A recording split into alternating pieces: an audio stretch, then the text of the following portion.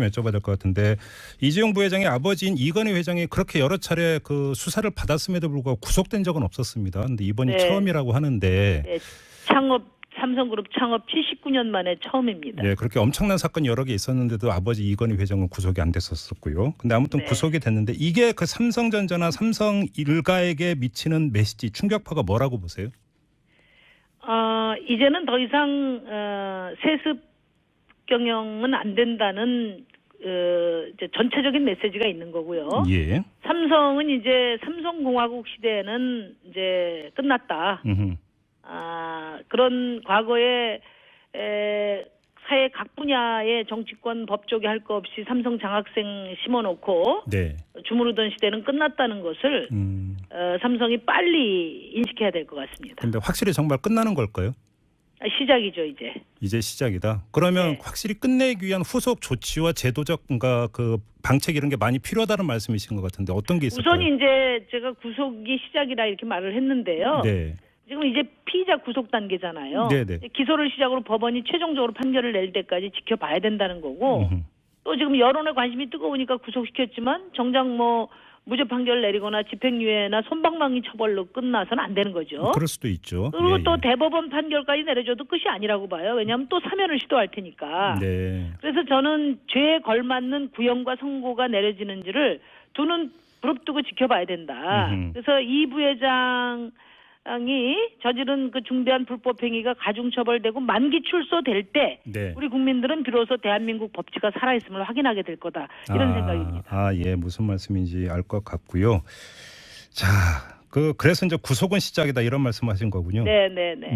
알겠습니다. 근데 아무튼 그 법원이 구속영장을 발부를 하면서 이제 그 특검이 그러니까 구속영장 청구하면서 이제 네네. 했던 혐의 네. 이 가운데 뇌물 공여 혐의가 있습니다. 이렇게 돼버리면 그 뇌물 수수 상대가 이제 나와야 되는 거고 박근혜 대통령 이야기가 안 나올 수가 없는 건데요. 그렇죠. 이 수사라든지 이런 것은 어떻게 전개가 될 것으로 전망을 하세요? 그러니까 우선 지금 이제 그 법원이 뇌물을 준 이 부회장 혐의를 인정했기 때문에 예. 뇌물을 받은 박근혜 대통령이 더욱 무거운 혐의를 안게 된 거고요. 네.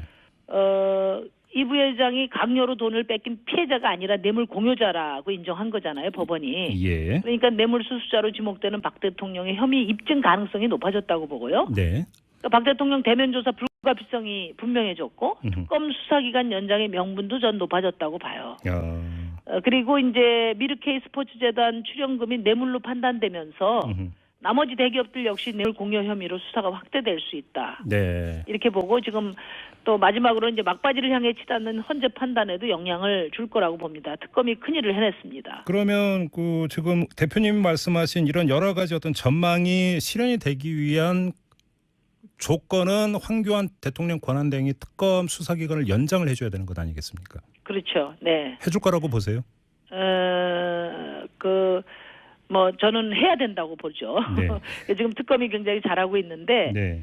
시간이 없어 수사를 덮는다는 건 있을 수 없는 일이에요. 그러니까 이제 현행 특검법이 그 수사 기간까지 90일에다가 대통령 승인 받아서 30일 연장하게 됐는데 예.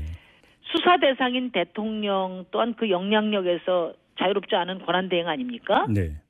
그러니까 수사 대상인 대통령 영향력 하에서 자유롭지 않은 대행이기 때문에 네. 수사 연장 여부를 권한 대행이 승인한다는 건 말이 안 돼요. 제가 좀 요즘 화가 나는 게 정의당이 그 특검법 만들어질 때 수사기간 연장을 대통령에게 승인하도록 하면 안 된다. 국회의장이 승인하도록 해야 된다. 예. 이게 정의당이 아닌데 두 야당이 정의당 의견을 안 들었어요. 아하. 그래서 아쉬움이 크고요. 네. 어쨌든 현행 특검법을 위반한 박범계 민주당 의원이 어제 그 특검 수사 연장은 재량 행위가 아니라 그러니까 권한대행이 마음대로 해석할 수 있는 재량이 아니고 기속행위, 의무에 해당된다 이렇게 이야기를 했거든요. 그러니까 요청하면 무조건 받아들여야 된다. 예. 그래서 황교안 권한대행은 군말 없이 승인을 하는 것이 맞고요. 네. 황 대행이 평생을 법률가 검사로 보냈는데 네? 지금 특검 수사 연장을 거부한다면 그 범죄자의 편에 서겠다는 거예요. 예. 그러니까 있을 수 없는 일입니다. 어제 박영수 특검이 수사기한 30일 연장을 공식 요청했기 때문에 네. 수사 만료 3일 전까지 기다릴 것이 아니라 바로 연장 의사를 밝혀서 네. 수사팀이 이제 수사에 전념하도록 그렇게 하는 것이 황교안 대행이 해야 될 일이다. 이 점을 강조하고 싶습니다. 만일의 경우를 대비해서 그 우상호 원내대표와 주성영 원내대표 같은 경우는 황교안 대행이 안 받아들이면 23일에 특검법 개정안을 처리를 하겠다. 이렇게 이제 의견을 조율하지 않았습니까? 네. 근데 이게 그 가능한 이야기인가요? 가능하도록 만들어야죠. 네. 두 여당 책임져야 됩니다, 이번에. 어쨌든, 지금 뭐 자유한국당이 극도로 반대하고 있지만은, 네. 어쨌든 야3당에다가 바른정당까지 네. 연장을 동의했기 때문에 3분의 2가 넘는 거예요. 그런 정도면 국회의장이 결단하셔야 된다고 저는 봅니다. 근데 예를 들어서 조금 전에 이제 대표님이 말씀하신 만료 3일 전이면 25일이 되지 않습니까? 네네. 근데 23일에 지금 만약에 국회에서 처리를 한다고 한다면 선후 관계가 바뀌었다 이러면서 절차상의 문제를 제기하고 나올 수도 있는데요. 그거는 이제 국회에서 이 특검법을 만들 때 네. 취지가 3일 전날 하라는 게 아니고 3일 이전에 언제든지 하도록 돼 있는 겁니다. 네네. 그것은 저희가 이 법안 논의 회의록을 확인을 했고요. 네. 그 부분에 대해서는 제 해석이 맞기 때문에 억지를 부릴 수 없습니다. 그러니까 3일 전날 하라는 게 아니라 예. 3일 이전에 언제든지 하도록 해석하는 것이 맞습니다. 알겠습니다. 마지막으로 이 점을 안 여쭤볼 수가 없는데요. 이재용 부회장 구속 결정이 내려지기 전부터 구속시키면 네. 안 된다 이런 주장이 많이 나오지 않았습니까? 뭐 경제 위기인데 어떡하라는 말이냐. 네네. 삼성이 무너지면 어떡하라는 말이냐. 별별 얘기가 다 나왔는데 네. 이런 이야기를 하는 사람에게 어떤 말씀을 하고 싶으십니까, 대표님? 거꾸로죠. 우리 이제 국민들이 이재용, 그러니까 이씨 일가하고 삼성 대기업을 동일시하기 때문에 걱정을 하시는 거라고 봐요. 예. 또 그것을 또 악용해서 그렇게 선동을 하고 있다고 보는데요. 네. 오히려 지금 이재용 씨 수사가 진행되면서 그 세계적인 권위 있는 경제지가 영국의 파이낸셜 타임즈라고 있는데 여기에서는 이번에 이재용 씨 수사가 한국의 재벌 기업들의 지배 구조를 개선하는 청신호로 받아들여져서 네. 투자자들이 돈을 걸고 있다. 예. 그렇게 이야기를 하고 네. 그다음에 이제 해외 그 투자 시장에서도 한국 증권들이 이렇게 호평을 못 받는 이유가 그 코리아 디스카운트인데 네. 그 코리아 디스카운트의 이유가 뭐냐면 이 재벌 지배구조 때문에 그런 거예요. 그래서 이번 기회에 대한민국의 재벌 지배구조가 개선되기를 희망하고 이것은 한국 경제의 호재다. 이게 평가입니다. 그래서 오히려 이재용 씨 일가 또 이 재벌 3세의 경영 승계 때문에 불법 탈법도 발생하고 비자금도 만들고 정경유착도 되는 거예요. 네. 이거를 제거하면 저는 오히려 대기업들이 경영을 투명하게 민주적으로 운영하는 네. 국민기업으로 거듭날 수 있다. 이렇게 단호히 말씀드릴 수 있습니다. 삼성 같은 경우는 조만간 쇄신책을 내놓겠다고 하면서 그 핵심 내용 가운데 하나로 미래 전략실 해체를 얘기한 바가 있지 않습니까? 그건 이제 뭐 늘 나오는 레파토리입니다. 근데 이재용 부회장의 구속으로 이게 그 흐지부지될 가능성은 어떻게 보세요? 제가 볼 때는 이재용 회장이 네. 구속돼서 또 솜방망이 처벌을 하고 또 사면 시도하고 네. 그리고 또 결제 서류 갖고 들어가고 저 황제 면회 해가면서 예. 이런 식으로 되면 삼성 지금 전자를 비롯한 삼성 대기업들도 저는 어려워지리라고 봐요. 단호하게 처벌되고 만기 출소된다. 그러니까 이제 이재용 부회장은 잊어버리고 네. 삼성 대기업들이 살궁리를 해야 된다. 이렇게 좀 정확하게 정리가 되면 네. 훨씬 더 저는 지금 경제 성장에 네. 중요한 역할을 할 수 있고 한국 경제 체질이 바뀔 거라고 봅니다. 알겠습니다. 근데 그 솔직히 말씀드려서 정의당이 별로 주목을 못 받고 있는 것 같습니다. 좀 섭섭하지 않으세요? 아니에요.